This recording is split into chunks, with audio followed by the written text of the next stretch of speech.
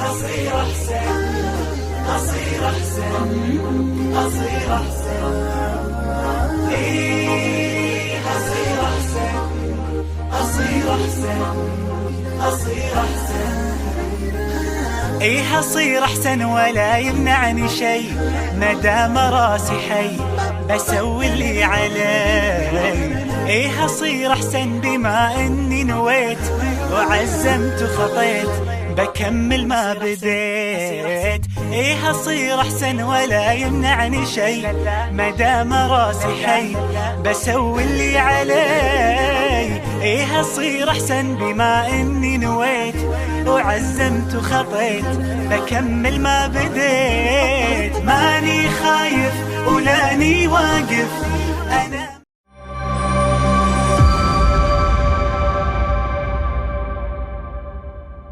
Assalamualaikum warahmatullahi wabarakatuh. Innal hamdalillah wassalatu wassalamu ala Rasulillah wa ala alihi wa sahbihi wa man tabi'ahum bi ihsan ila yaumil qiyamah.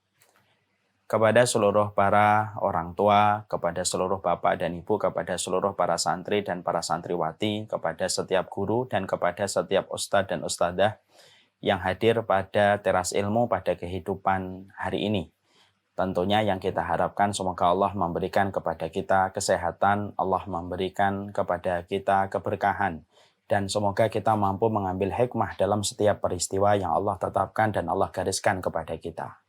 Kalau ada di antara kita diberikan oleh Allah panjang umur ketika melewati pandemi, lalu kita disehatkan, walaupun pola makan kita mungkin tidak terlalu sehat, kita juga memiliki komorbid, tetapi kita masih bisa selamat melewati pandemi.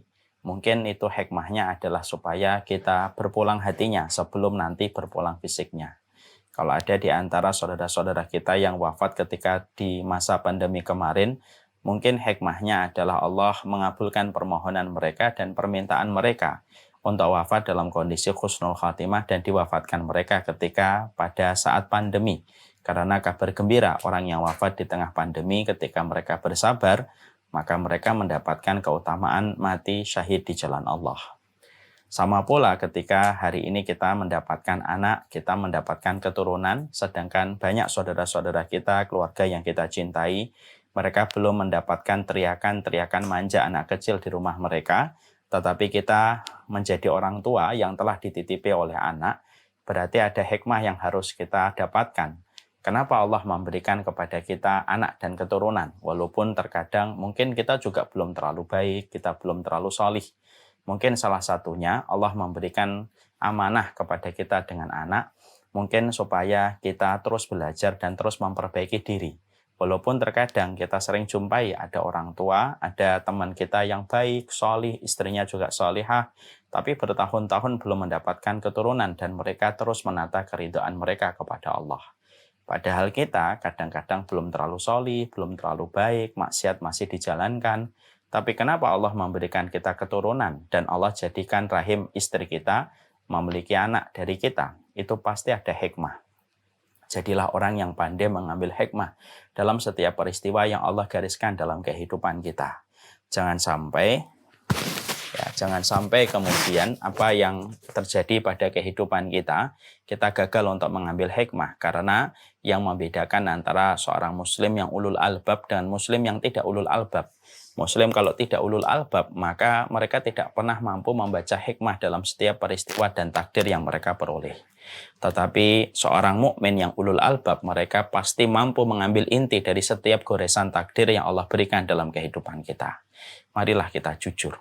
Kita ini sebenarnya belum terlalu baik-baik banget. Kita ini belum terlalu solih banget. Kita ini kalau jujur belum terlalu taat banget.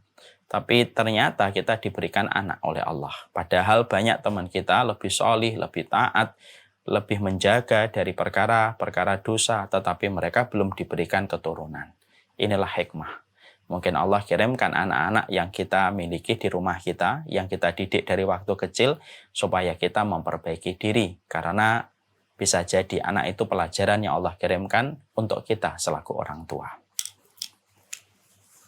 Semoga Allah ampuni dosa-dosa kita atas kekurangan kita. Alhamdulillah, tentunya senang sekali kita pada kesempatan hari ini kita berjumpa dan tidak ada yang kita lakukan pertama kali kecuali adalah kita senantiasa bersyukur kepada Allah atas setiap anugerah yang Allah berikan kepada kita, atas setiap karunia yang Allah limpahkan kepada kita.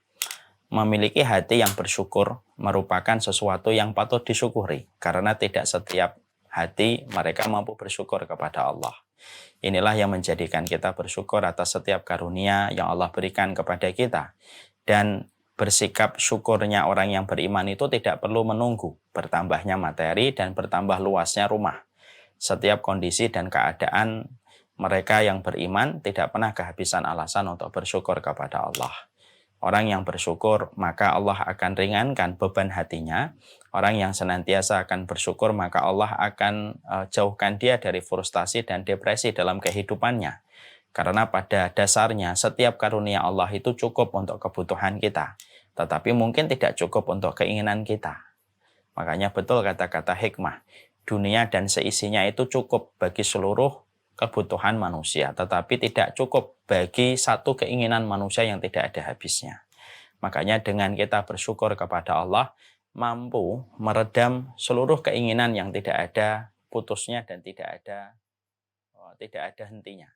Tetapi dengan kita bersyukur maka Allah akan menyederhanakan keinginan dan mencukupkan kebutuhan. Inilah yang menjadikan kita selalu menata hati kita untuk bersyukur kepada Allah atas setiap karunia yang Allah berikan kepada kita. Dan semoga kita menjadi hati yang selalu bersyukur. Karena orang yang bersyukur, dia bersahaja ketika memandang dirinya dan bersahaja pula ketika memandang berjalannya kehidupan dia. Dia memiliki keinginan yang sederhana dan kebutuhannya tercukupi dengan rasa syukur yang dia berikan kepada Allah. Makanya betul kalau Rasulullah itu berkata kepada Mu'adz bin Jabal, tidak ada simpanan yang paling baik kecuali simpanan itu ada 3. Yang pertama, bagaimana kita mendapati lisan yang selalu berzikir, hati yang selalu bersyukur, pasangan atau istri yang membantu kita dalam urusan akhirat dan urusan agama kita. Kepada Allah kita bersyukur dan kepada Allah kita menggantungkan harapan kita. Semoga Allah selalu menolong kita dalam setiap kehidupan kita. Amin insyaallah. Mas katanya suaranya kecil, Mas. Ya, coba dicek di itu. Kita pada kesempatan hari ini akan menyampaikan sebuah materi, yaitu materi yang sebenarnya ini bukan materi yang disampaikan, tetapi ini merupakan materi yang dipelajari bersama. Saya betul-betul ketika diberikan amanah menyampaikan materi ini terasa berat. Baru sekitar 2 hari atau 3 hari. Materi temanya itu disampaikan kepada kami. Saya lumayan berat sekali karena pada dasarnya materi ini merupakan materi yang dibutuhkan oleh siapapun. Dibutuhkan oleh orang yang berilmu, dibutuhkan oleh orang sholih, dibutuhkan orang awam. Karena pada dasarnya kita tentunya berhajat besar dan berkebutuhan besar. Bagaimana kita memiliki ilmu dan memiliki perangkat untuk mendidik anak kita. Inilah yang kemudian akan menjadi pembahasan kita. Maka tepatnya saya ingin menyampaikan bahwasanya pembahasan ini bukan pembahasan dari saya kepada Bapak dan Ibu. Tapi ini merupakan sebuah materi yang saya sharing, di mana saya pun belajar dari setiap untayan rumpun ilmu yang saya sampaikan pada kesempatan pagi ini. Karena pada dasarnya semuanya kita berkedudukan yang sama.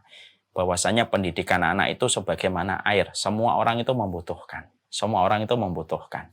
Air itu tidak memandang siapapun manusia, dia pasti membutuhkan air. Mau dia kaya, mau dia miskin, mau dia terkenal, mau dia tidak terkenal, semuanya pasti membutuhkan air. Tidak ada cerita orang kaya tidak butuh air. Tidak ada cerita orang yang terkenal tidak butuh air, tidak ada. Karena air itu memang kebutuhan yang dibutuhkan oleh setiap orang, tanpa memandang status, tanpa memandang golongan. Sama, materi pendidikan anak itu kalau boleh diibaratkan kayak kebutuhan manusia kepada air. Semuanya membutuhkan. Mau dia terkenal, dia tetap harus tahu bagaimana mendidik anak. Mau dia tidak terkenal, mau tinggal di kota, mau tinggal di kampung, mau dia nabi sekalipun, maka sesungguhnya kita pun dituntut bagaimana kita bisa mengetahui bagaimana cara mendidik anak dengan benar. Karena Allah mengirimkan salah satu episode kisahnya Nabi, yaitu adalah Nabi Nabi Nuh. Bagaimana beliau mendapatkan musuh dari anaknya sendiri yang bernama Kan'an untuk memberikan sebuah hikmah kepada kita selaku orang tua. Bahwasanya setingkat Nabi saja pun bisa mendapatkan musuh dari anaknya sendiri. Apalagi kita bukan Nabi dan bukan Rasul, yang tentunya ketakwaan kita jauh di bawah daripada ketakwaan seorang Nabi Nuh alaihi salam. Maka inilah yang kemudian menjadikan kita akhirnya memahami tentang pentingnya persoalan ini. Sebelum saya menyampaikan persoalan ini, saya tentunya ingin menyampaikan terlebih dahulu poin-poin yang kita sepakati dulu tentang masalah anak. Poin ini saya harapkan terjadinya sebuah kesepakatan antara kita selaku orang tua. Ya, kalau poin-poin ini sudah kita sepakati bersama, maka nanti akan menjadikan titik tolak kita berangkat dalam pendidikan anak menjadi lebih mudah ketika kita sudah memiliki titik tolak kebersamaan yang kita sepahami. Adanya sebuah tafahum. Jadi menjadi orang tua tentunya ketika kita sharing tentang pendidikan anak, tentunya yang pertama kali kita bangun adalah upaya saling memahami. Tafahum terhadap poin-poin yang kita sepakati.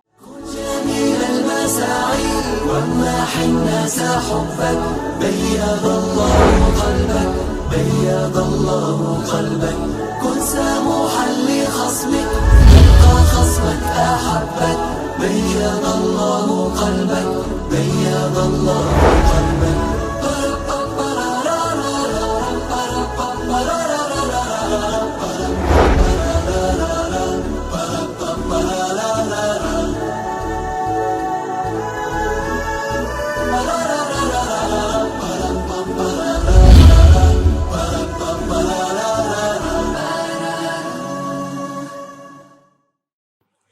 Poin apa yang kita sepakati? Yang pertama, yang kita sepakati adalah mendapatkan anak dan mendapatkan keturunan itu merupakan bagian yang sangat harus kita syukuri. Karena sesungguhnya mendapatkan anak merupakan bagian dari sebuah perkara anugerah dan perkara karunia besar yang Allah berikan kepada manusia, di mana tidak setiap manusia mendapatkan titipan amanah anak.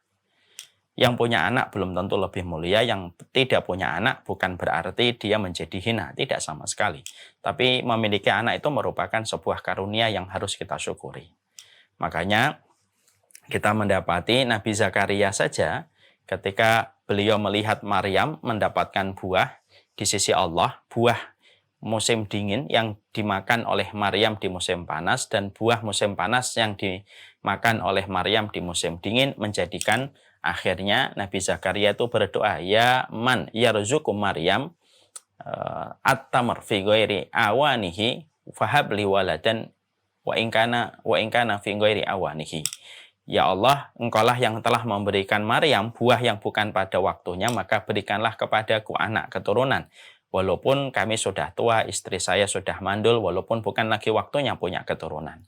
Dan doa ini diijabah oleh Allah untuk menunjukkan kepada kita bahwasanya memiliki anak itu merupakan sebuah karunia besar yang Allah berikan kepada kita, di mana kita harus mengambil hikmah. Apa yang menjadi hikmah ketika Allah memberikan kepada kita keturunan? Dan kenapa Allah memberikan kepada kita anak? Di mana kita menjumpai ada saudara-saudara kita, ada keluarga kita, yang mereka harus keluar masuk dan ketemu dokter puluhan kali, supaya mereka mampu memiliki keturunan di antara pernikahan mereka. Makanya ini yang menjadi hal yang kita betul-betul pahami. Ketika kita mendapati bahwasanya anak itu merupakan sesuatu yang kita syukuri, maka inilah yang akan menjadikan kita berupaya betul bagaimana kita mensyukuri terhadap nikmat anak yang Allah berikan dalam kehidupan kita.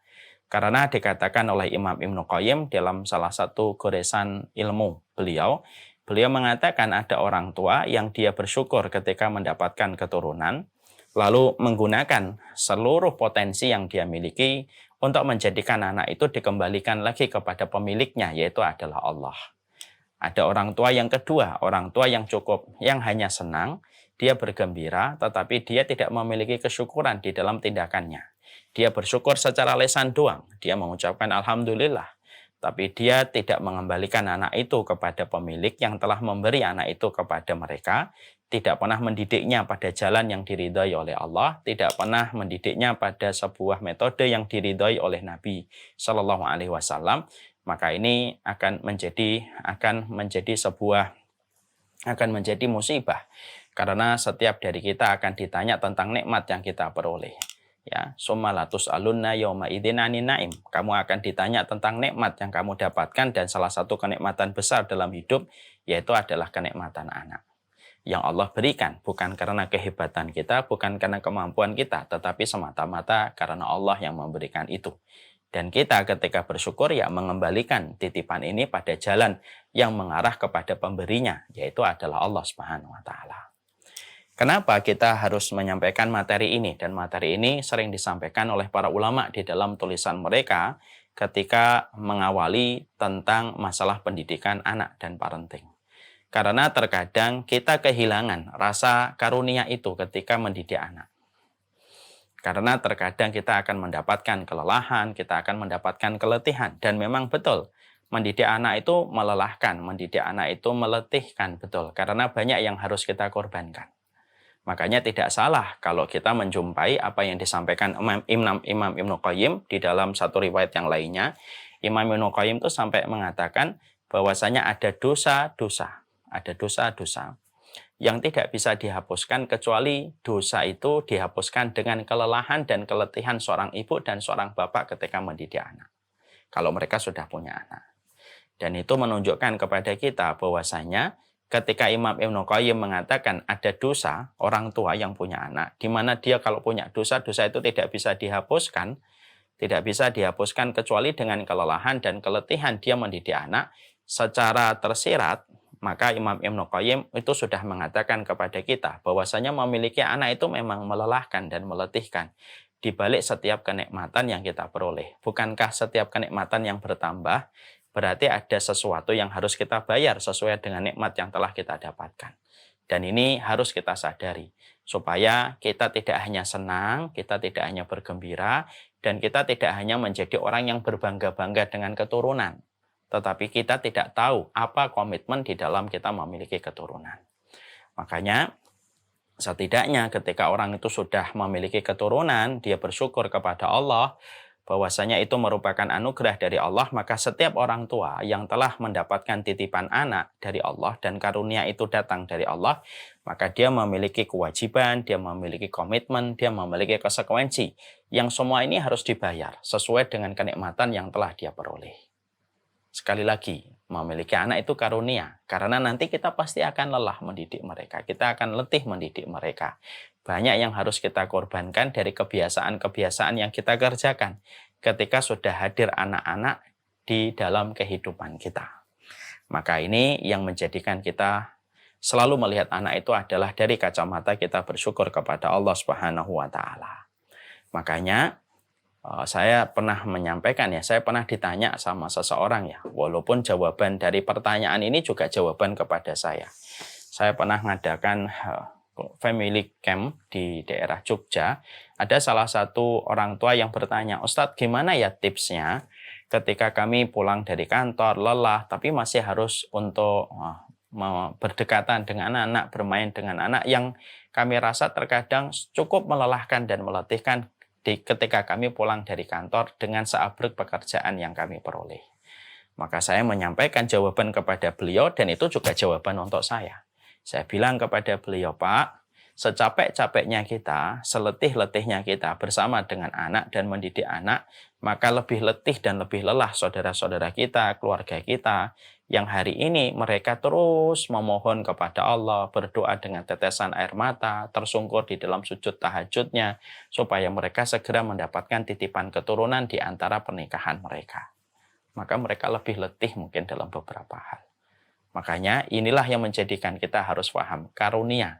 Kalau kita paham bahwasanya anak itu merupakan karunia, maka kita akan menikmati lelahnya dan pasti kita juga akan menikmati letihnya. Walaupun secara manusiawi, fitrah terkadang kita marah, terkadang suara kita tinggi, tapi kemarahan kita dan suara kita yang tinggi ketika kita khilaf akan langsung berganti penyesalan dalam sekejap ketika kita melihat anak kita. Lalu kita tidak sungkan untuk meminta maaf karena mereka adalah karunia. Ingat Pak dan Ibu, anak itu tidak minta untuk dilahirkan, tetapi kitalah yang minta kepada Allah supaya mereka dilahirkan untuk kita. Jadi anak itu sebenarnya tidak bersalah. Jadi kitalah yang meminta. supaya anak itu hadir di tengah kita. Anak itu nggak salah. Jadi karena kita yang meminta kepada Allah anak itu dihadirkan di pernikahan kita, berarti permintaan itu ya harus siap dipenuhi segala komitmen, ada kewajiban, ada konsekuensi. Karena mendapatkan anak tentunya tidak sama dengan mendapatkan mobil, mendapatkan motor, mendapatkan rumah yang mereka itu benda mati. Kalau mendapatkan mobil saja hisabnya aja panjang, mendapatkan rumah aja hisabnya panjang, apalagi mendapatkan anak titipan Allah di dalam kehidupan kita. Ini yang kita harus pahami. Yang pertama, simple, sederhana, tetapi terkadang cukup menohok ketika kita diingatkan kembali oleh orang-orang solih, orang-orang yang taat di dalam buku-buku mereka. Dan itu terkadang menampar-nampar saya ketika membaca kitab-kitab para ulama. Kalau mereka sudah menggariskan dan sudah menceritakan tentang bagaimana punya anak itu karunia. Yang tentunya karunia ini harus disikapi dengan komitmen, kewajiban, dan konsekuensi yang kita harus peroleh. Makanya ada salah satu perkataan yang bagus ini Bapak dan Ibu ya. Nah ini juga untuk saya juga. Mereka para ulama itu berkata kepada kita, ada dua momen yang harusnya kamu itu berhenti. Ada dua momen yang harusnya kamu itu berhenti dari kemaksiatan dan dosa. Ada dua momen. Kapan? Yang pertama, ketika sudah punya anak. Kalau sudah punya anak, sudah. Dosa-dosamu yang kamu lakukan sebelum kamu punya anak, gitu. Kalau bisa berhentilah melakukan dosa itu ketika kamu punya anak. Karena apa?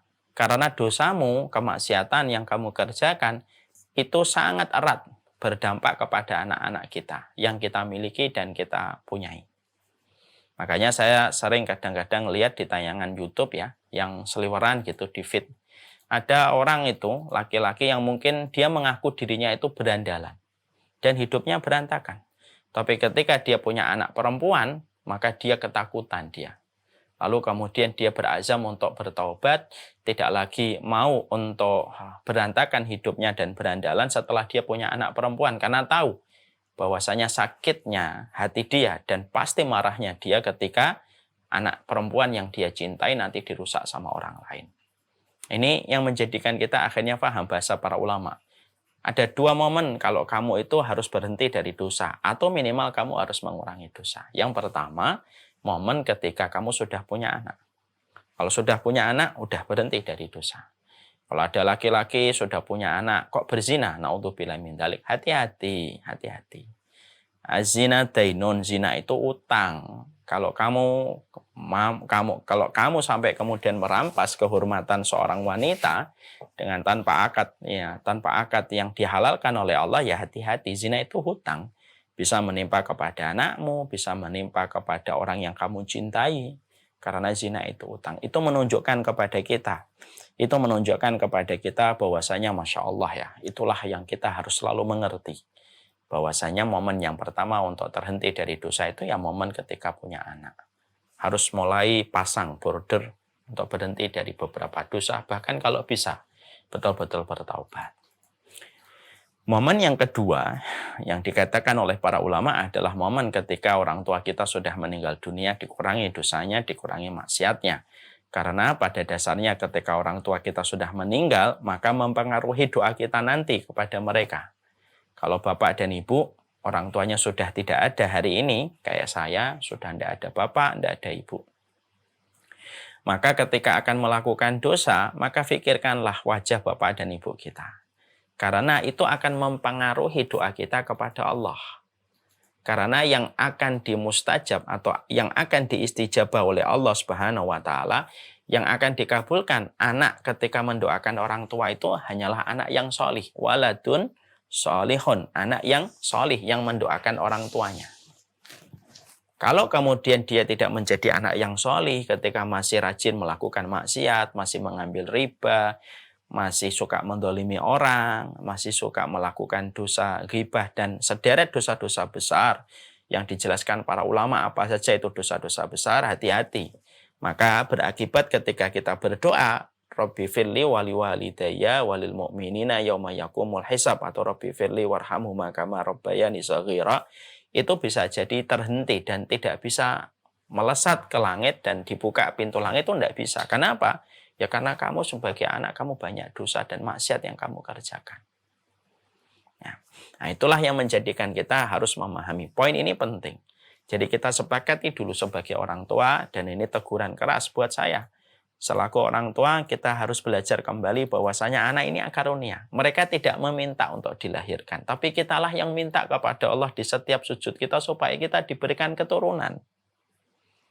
Kan kita yang minta. Ya kalau kamu sudah minta, ya tanggung jawablah gitu. Jangan hanya cuma minta doang. Jangan hanya kemudian kamu berdoa doang, tetapi setelah Allah kabulkan permintaan kamu, lalu kemudian kamu tidak bertanggung jawab terhadap anak, padahal anak itu merupakan karunia besar yang Allah berikan kepada kita. Sampai setingkat Nabi Zakaria pun ketika di usia renta pun masih berkata, ya man yarzuqum Maryam tamaron fi ghairi awanihi wa habli waladan wa in kana fi ghairi awanihi. Itu kan permintaan Nabi Zakaria untuk menunjukkan kepada kita bahwasanya Masya Allah ini merupakan perkara yang penting untuk kita. Ya. Anak tidak minta dilahirkan, kita yang minta sama Allah. Tempatkan mereka itu karunia yang Allah sudah hadirkan supaya bisa merubah kehidupan kita. Mari kita ngambil hikmah gitu. Kok Allah titipkan kita anak ya? Ada teman kita hafal 30 juz. Saya punya teman Pak hafal 30 juz gitu. Tapi belum punya anak. Ada seorang ustadz ngajarnya di pondok sederhana, hidupnya ikhlas, insya Allah nampak. Walaupun saya tidak bisa memastikan ikhlas ya, tapi secara penampakan orangnya ikhlas gitu. Tapi tidak punya anak. Kita yang masih gini-gini aja dikasih oleh Allah keturunan, kan pasti ada hikmah. Tidak mungkin Allah itu memberikan satu goresan takdir pada kehidupan kita, lalu kemudian goresan takdir itu tidak ada maknanya, itu tidak mungkin. Pasti ada makna pada setiap goresan takdir yang Allah berikan kepada kita. Dan salah satu goresan takdir yang besar itu ya punya anak. Punya anak.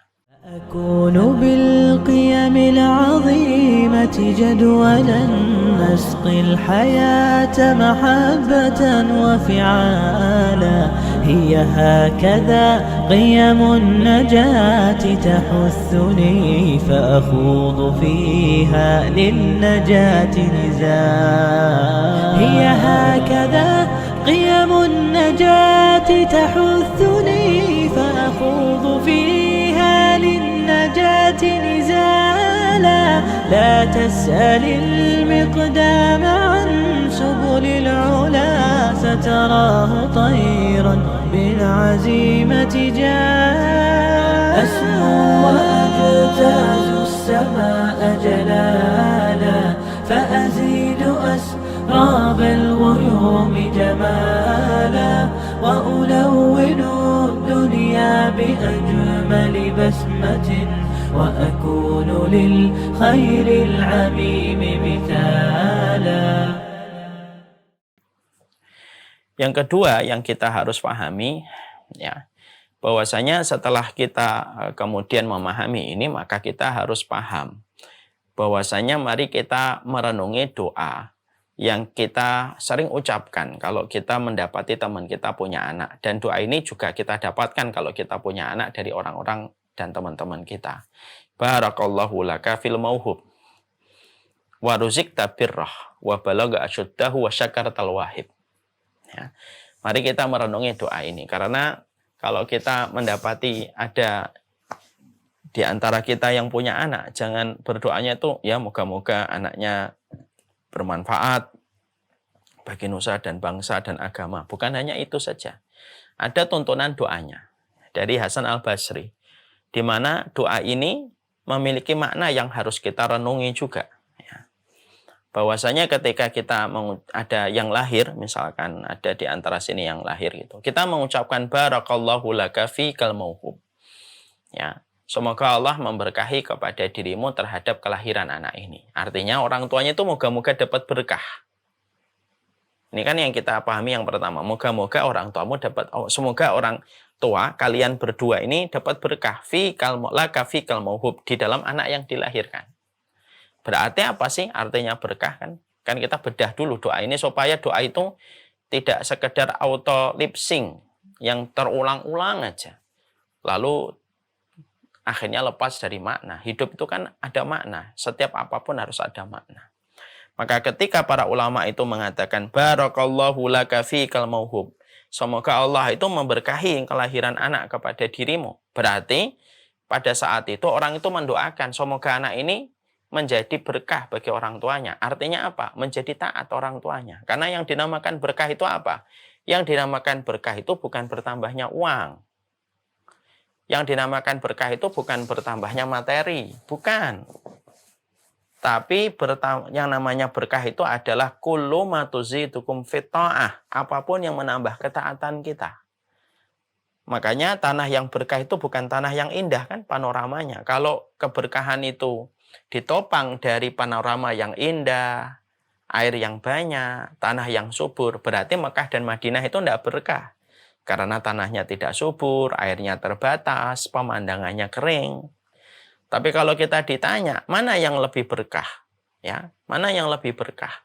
Yaitu tanah kita yang hijau ini atau tanah Mekah dan Madinah. Secara agama, pasti yang lebih berkah itu Mekah dan Madinah. Karena tanah itu adalah tanah yang diberkahi. Berarti disitulah kita paham ketika ada orang kok mendoakan kita. Barakallahu laka fikal mauhub. Berarti orang itu mendoakan semoga dengan anak kamu tambah taat. Ya. Jadi kalau kemudian ada orang punya anak kok tidak bertambah taat. Berarti anak itu tidak berkah buat orang tua yang memiliki anak itu. Ada anak yang kemudian lahir, anaknya diajarin pakai jilbab, nutup aurat, orang tuanya tidak pakai jilbab untuk nutup aurat, berarti tidak berkah. Kalau ada anak lahir, tapi kemudian orang tuanya masih makan riba, walaupun dia sudah diberikan keturunan oleh Allah, ya mungkin orang tuanya nggak berkah. Karena apa? Dengan kehadiran anak pada kehidupan mereka, ternyata tidak menambah ketaatan orang tuanya. Ini yang kita khawatir. Kita malam. Barakallahu laka fihal mauhum wa ruzikta birrah, ya. Kemudian wa ruzikta birrah, semoga engkau diberikan rezeki, yaitu adalah rezeki kebaikan anak itu. Artinya bahwasanya rezeki kita itu ketika anak kita taat.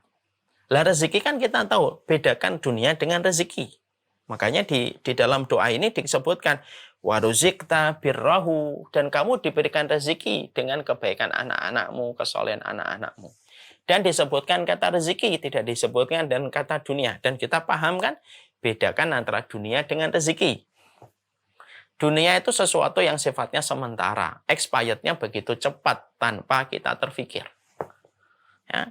Ketika kita sudah sakit, expirednya dunia sudah langsung hilang. Apa fungsinya dunia sudah hilang. Ketika kita sakit berat mengarah kepada sakratul maut, maka akhirnya dunia sudah tidak ada lagi harganya, itu dunia. Ketika kita mati sudah selesai. Dunia itu sudah selesai seiring ketika kita sakit ataupun sakratul maut.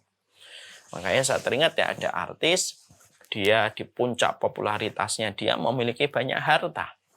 Tapi ketika sakit, harta yang beliau miliki dijual semuanya ketika untuk mengobati sakitnya beliau.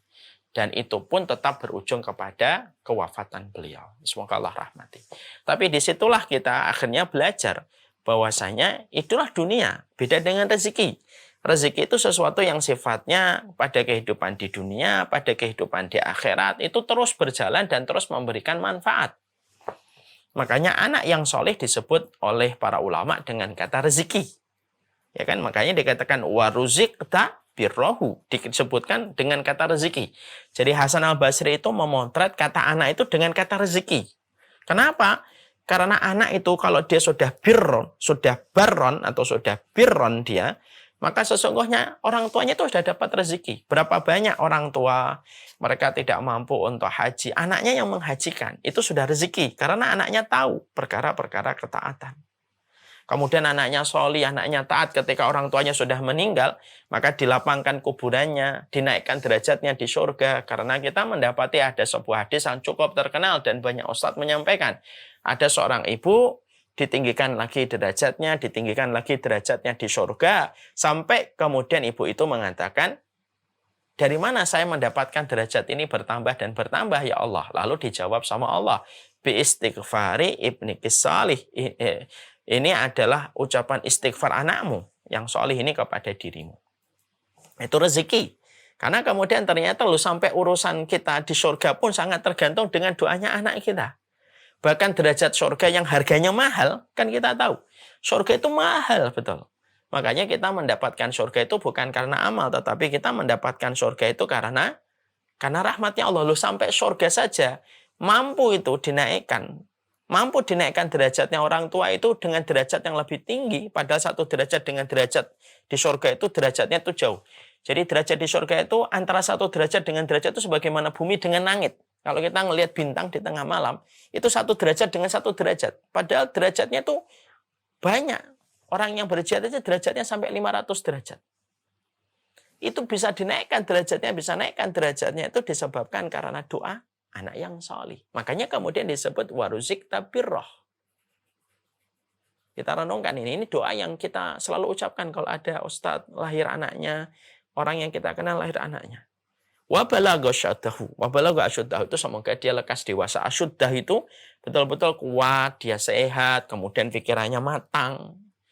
Maka kemudian kita doakan. Kemudian yang keempat, wasyakaratal wahib. Wasyakaratal wahib itu apa? Bersyukurlah engkau kepada yang memberi. Dan para ulama ketika membedah doa ini mereka berkata wasyakaratal wahib itu artinya adalah ketika kita bersyukur bahwasanya kita harus mengembalikan anak itu kepada jalannya Allah. Ini termasuk syukurnya kita kepada Allah itu apa? Ya kembalikan dia kepada jalannya Allah, bukankah Allah yang memberi itu? Ya.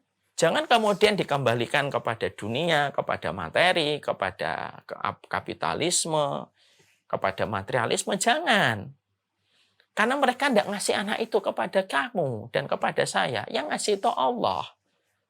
Ketika anak itu yang ngasih Allah, maka didoakan wasyakaratal wahib. Syukur dong kamu sama yang memberi. Syukur sama memberi. Lah cara syukur sama yang memberi itu apa? Ya jadikan anak itu ngerti jalannya zat yang memberi, yaitu adalah Allah. Sehingga kemudian betul-betul jangan sampai kejadian-kejadian musibah-musibah yang kita peroleh gara-gara orang tua dapat anak dari Allah, tidak mendidik anak itu pada jalannya Allah, maka yang rugi bukan Allah, yang rugi adalah orang tua itu sendiri karena dia akan merana.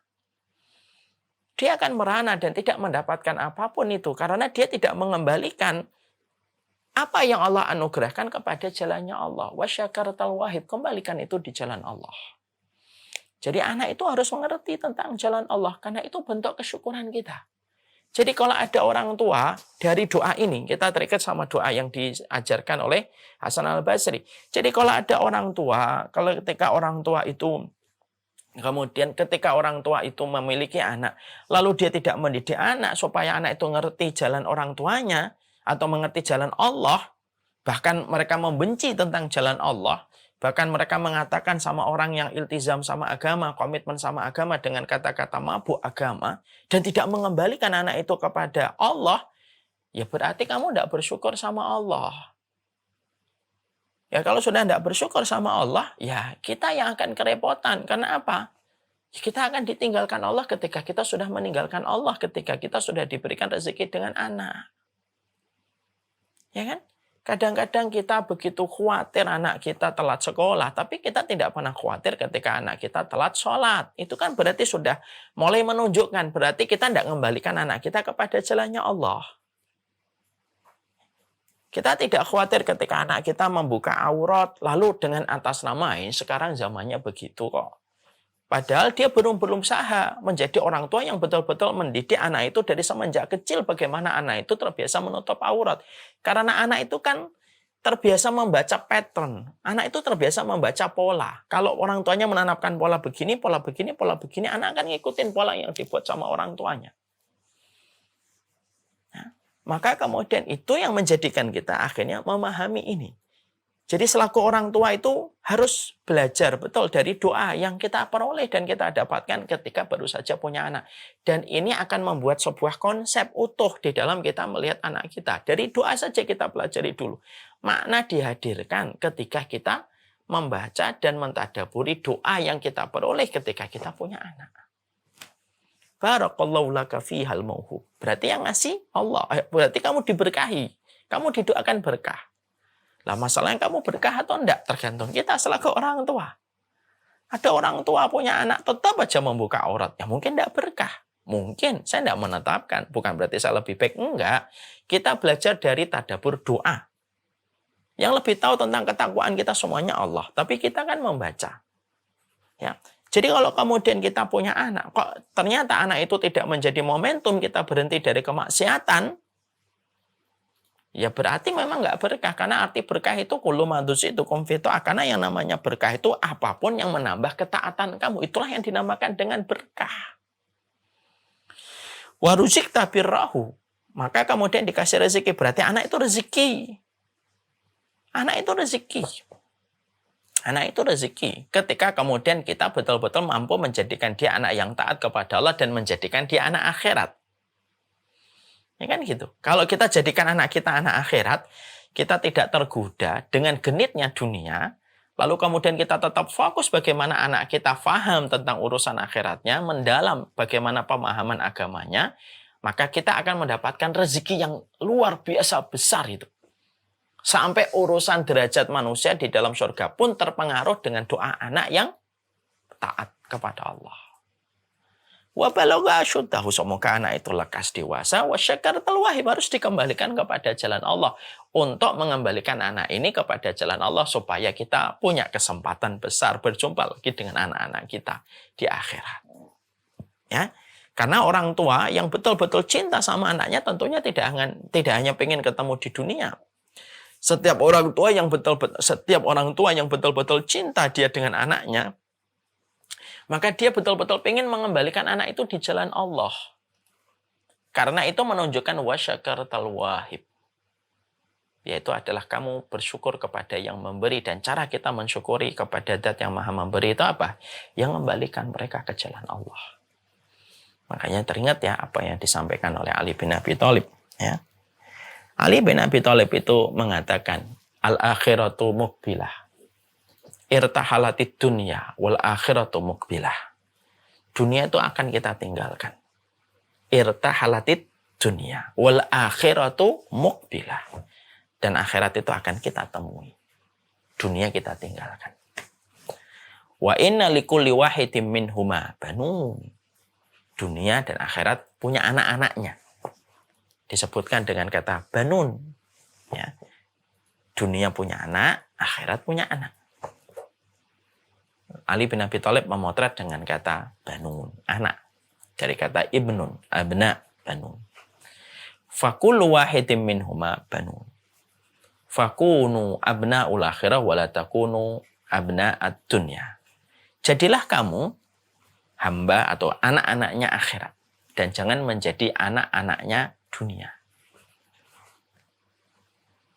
Al-yauma amalun wala hisabun wa ghadan hisabun wala amalun. Sesungguhnya hari ini amal tidak ada hisab. Besok kalau sudah di akhirat maka hisab tidak ada amal. Yang menarik adalah ketika seorang Ali bin Abi Thalib mengucapkan asar ini, mengucapkan riwayat ini, beliau menyebut dengan kata banun, anak keturunan. Jadi dunia punya anak keturunan, akhirat punya anak keturunan. Maka kemudian ketika kita membaca ini, kita korelasikan dengan apa yang tadi kita dapatkan dari doa. Waruzikta birrahu wasyakaratal wahib. Artinya apa? Berarti kewajiban kita mengembalikan diri kita dan anak kita. Itu menjadi anak-anak akhirat. Dan itu kewajiban kita. Dan itu yang paling sulit, yang paling susah kalau punya anak. Ya, makanya Masya Allah ya. Semoga kita menjadi orang tua yang memiliki visi, konsepnya ada. Jenjang-jenjang apa yang nanti dilewati anak-anak kita ini sudah kita paham. Terlebih lagi ketika kita hidup pada zaman fitnah hari ini.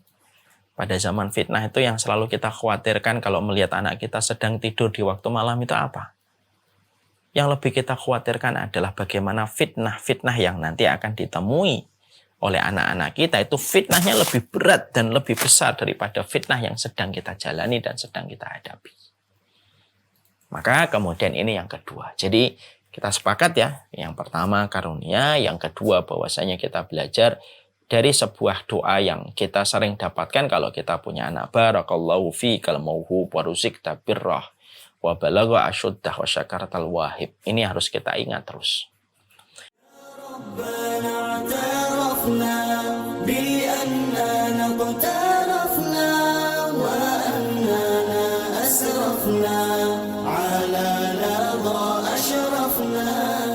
فتب علينا توبة تغسل كل حوبات واستر لنا العورات وآمن الروعات اغفر لوالدينا ربي ومولودينا والأهل والإخوان وسائر القلان. اعترفنا بأننا اقترفنا وأننا أسرفنا على لظى أشرفنا.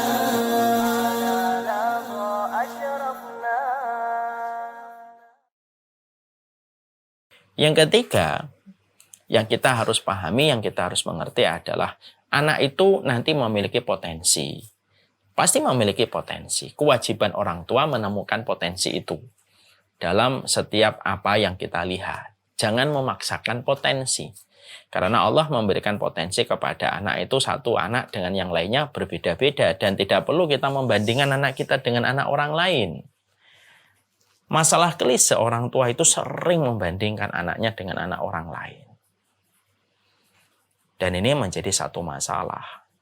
Ya, karena apa? Karena setiap anak diberikan oleh Allah anugerah potensi yang sangat luar biasa yang tidak sama satu frekuensi dengan anak-anak yang lainnya.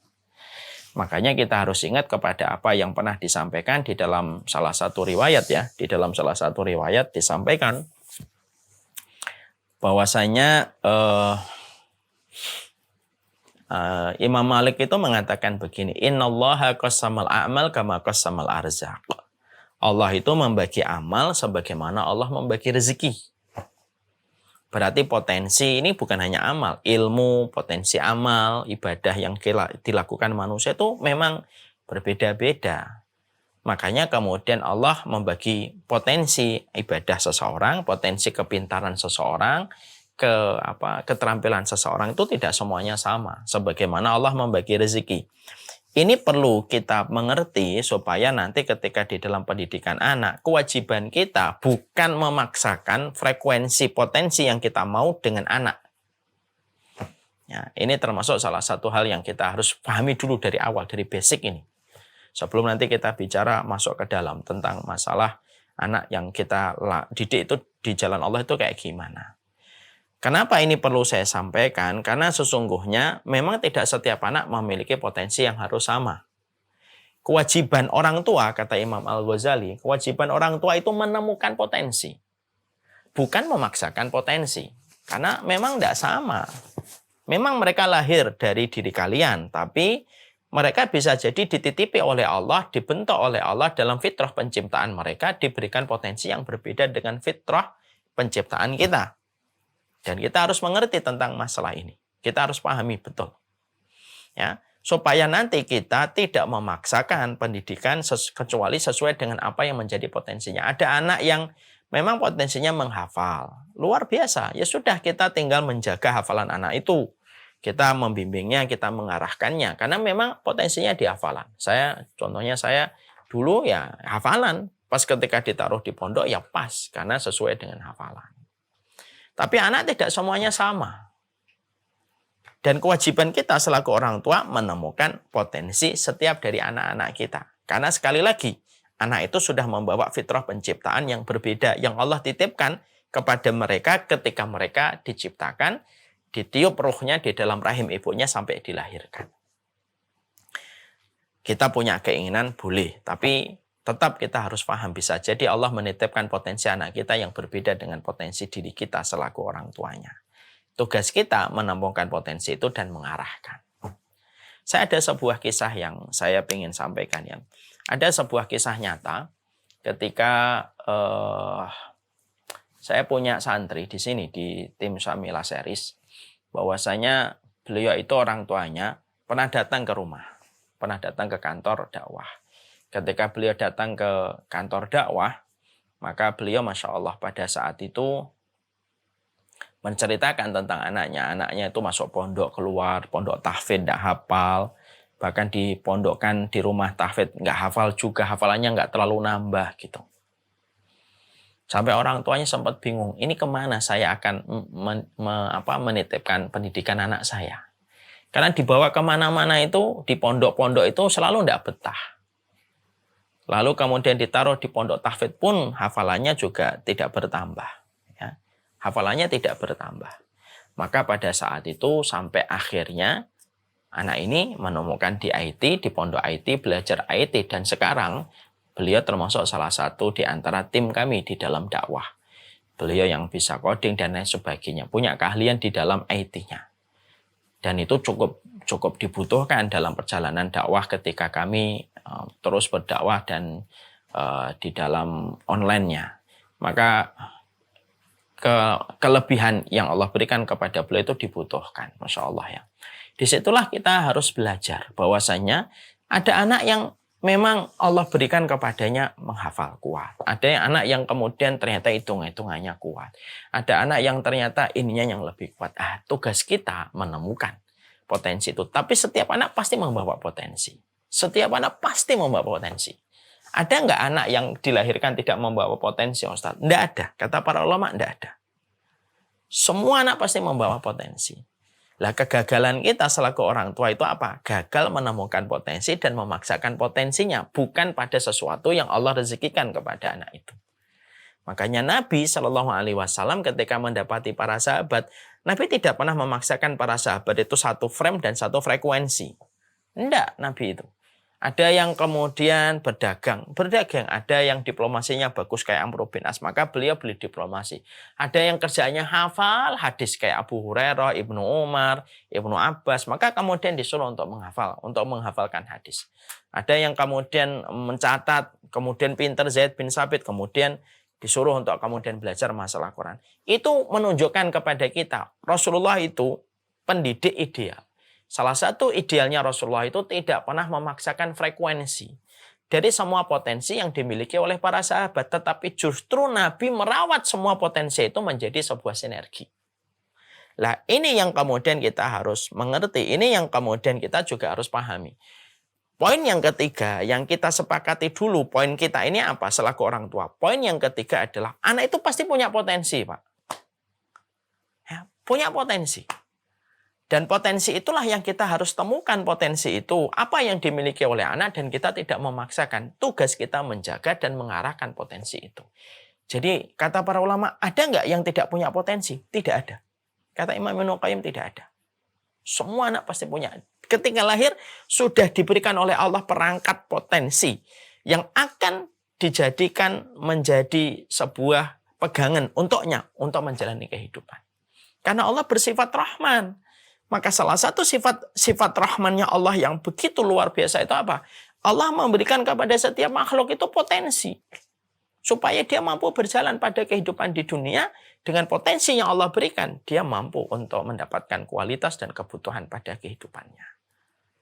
Maka inilah yang kemudian menjadikan kita sepakat dulu. Ini baru muqaddimah. Jadi setelah kita memahami ini, kita mengerti, kita bangun kembali konsep kita bahwasanya anak itu adalah anugerah yang membawa kepada kita sebuah komitmen, kewajiban, dan membawa kepada kita sebuah konsekuensi yang harus kita hadapi.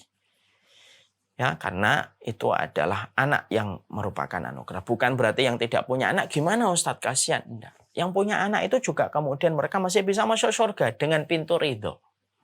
Pintu ridho. Orang yang ridho. Tidak ada balasannya kecuali adalah surga. Makanya nama salah satu pintu surga itu pintu ridho. Pintu surga itu kan ada 8. Ada pintu sholat, pintu puasa, pintu sedekah, pintu jihad, pintu wal kadhiminal ghaidha wal afina anin nas, memaafkan manusia dan menahan marah. Orang menahan marah dan memaafkan manusia itu akan dipanggil oleh pintu wal kadhiminal ghaidha wal afina anin nas. Kemudian ada pintu aiman, ini pintu yang Allah berikan kepada mereka-mereka yang terkategori 70.000 orang yang masuk surga tanpa hisab. Ada pintu taubat, ada pintu ridho. Ada pintu tobat, ada pintu ridho. Ini 8. Allah membagi ini 8 karena setiap orang memiliki potensi amal ibadah yang berbeda-beda. Kalau ada yang tidak punya anak, bukan berarti kiamat. Kalau tidak punya anak, kalau kamu ridho, terima. Sebagaimana Ibunda Aisyah itu menerima kodratnya tidak memiliki keturunan. Bunda Aisyah itu menjadi penduduk surga walaupun beliau tidak mendapati seorang putra yang mendoakan beliau. Saking begitu inginnya Ibunda Aisyah itu punya anak, sampai kita itu, saya tuh dulu sempat neteskan air mata ketika Ibunda Aisyah tuh pengen dipanggil Ummu dengan panggilan kunyah. Saking beliau itu pengen punya anak. Maka kemudian ketika yang lainnya dipanggil dengan nama kunyah anak-anaknya, maka beliau pun pengen dipanggil kunyah. Akhirnya Nabi memberikan hiburan kepada Ibunda Aisyah. Ya sudah, kunyah kamu Ummu Abdillah. Ibunya hambanya Allah. Padahal beliau nggak punya keturunan. Nah, ini menunjukkan bahwasanya saya agak keluar sedikit, bahwasanya nggak punya anak bukan berarti selesai perjalanan kebaikan dunia dan akhiratnya. Enggak. Mereka tetap akan mendapatkan kebaikan. Mereka tetap akan mendapatkan kebaikan selama mereka ridho. Kita pegang karunia ini. Selelah-lelahnya, seletih-letihnya kita punya anak, maka lebih letih mereka yang terus meneteskan air mata berdoa kepada Allah supaya diberikan anak. Tersungkur dalam sujudnya. Dan memiliki anak itu lelah, letih. Makanya sampai Imam Ibnu Qayyim lalu berkata, ada dosa-dosa yang tidak dihapuskan oleh Allah kecuali keletihan bapak dan ibu merawat anaknya. Berarti di situ Imam Ibnu Qayyim sudah ngomong secara tidak langsung kepada kita, punya anak itu lelah. Tapi lelahmu kalau karena Allah, lelahmu akan dipakai oleh Allah untuk menghapuskan dosa-dosamu. Ya. Makanya ini membawa konsekuensi. Hapuskan, tinggalkan maksiat, karena akan berdampak besar kepada anak-anakmu. Kalau kamu sudah punya anak, kok tidak berhenti dari dosa? Terus kapan mau berhenti dari dosa? Yang kedua, kita hari ini, yang kita pelajari bahwasanya di dalam mukadimah kita adalah yang kedua, kita belajar dari doa. Ketika punya anak, supaya doa ini tidak hanya sekedar auto lip sync, tapi memang doa ini betul-betul kita fahami. Barakallahu laka fihal mauhub wa ruzikta birrah wa balagha asyuddahu wa syakaratal wahib. Ini betul-betul kemudian kita mengerti. Dan yang ketiga yang kita harus mengerti adalah memahami setiap anak yang dititipkan oleh Allah kepada kita sudah memiliki potensi. Dan kewajiban kita tidak merusak potensi yang sudah Allah berikan, tetapi merawat potensi itu karena tidak semuanya harus satu frekuensi dengan apa yang kita mau. Ini baru mukadimah. Nah, sekarang baru kemudian kita masuk kepada pembahasan keluarga. Nah, tentunya kita harus paham, ya keluarga ini kan Masya Allah ya, hal yang penting sekali. Baru kita setelah sepakat ini, baru kita masuk kepada pembahasan tentang keluarganya. Apa sih yang kita harus lakukan? Karena sebelum ada kata Allah, kan ini kan sebelum ada kata anak, ada kata anak di sini, maka kan kemudian anak itu ada karena orang tuanya. Nah, ini kan satu kesatuan yang tidak boleh terputus dan tidak boleh rusak. Berarti kalau ada anak, berarti ada orang tua. Berarti kalau kita mau bagaimana anak kita, berarti yang kita perhatikan adalah orang tuanya. Apa yang kemudian harus kita perhatikan? Nah, ini insya Allah. Karena masalah ini cukup panjang, saya membaca banyak referensi. Semoga insya Allah waktu kapan kita ketemu kembali, kita mulai masuk kepada pembahasan. Gimana sih kalau kita sudah diperintahkan oleh Allah mendidik anak di jalan Allah sebagai bentuk dari rasa wasyakartal wahib. Ya, supaya kita bersyukur kepada yang memberi. Ada orang tua, kata Imam Ibnu Qayyim, yang tidak tahu berterima kasih kepada Allah. Ketika dia punya anak dari Allah, tapi dipakai anak itu justru menentang jalannya Allah. Orang-orang tua semacam inilah yang besar sekali ancaman siksanya dari Allah. Na'udzubillahi min dzalik. Semoga kita tidak termasuk semacam itu. Sekarang kita akan melihat apa yang kami ingin berikan yang terbaik pada Samila series yang kelima. Segera untuk bergabung dan merasakan sensasi dari apa yang akan kita lihat. Bismillah.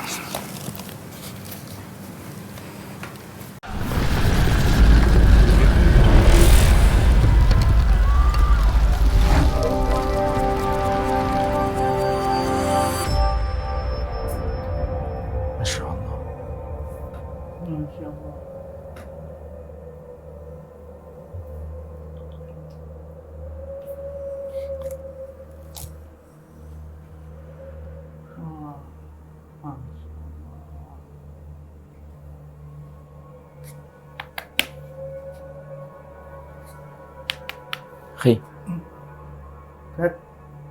Buka dulu. Kita di mana, Khi?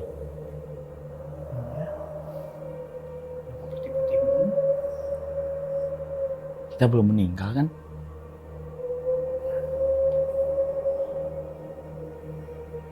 Rakila mana Rakila?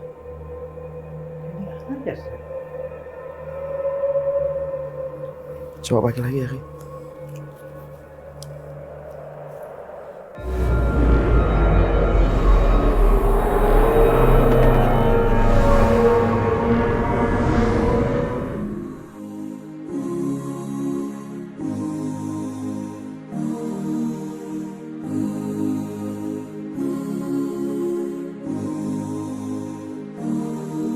بين الرجا والخوف قلبي طائر ومن اليقين النور بيض جوانحي فوق السحاب يطير حرا مدركا نسمو كماله للكون وجه آخر نحيا أنا صنعة أوجدتها يا باري وملكت فيها معصم الإيمان للحق والعدل التواصي بالجمال عبادة حسن التأمل بالإله وصال كالجمال يرى ويقلب نبعه كالقرب حين دعاء تداعب طفلها وتظنه أملا كما حاجاتنا منا إليك نريد يا الله.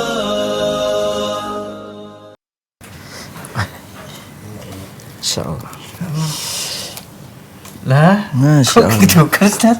Ustaz di sini Ustaz. Pantas, kursi antum panas banget ya. Apa Ustaz? Di sini, Kok bisa berubah ya? Masya Allah. Itu tadi mungkin kita Masya Allah. bisa menyaksikan bersama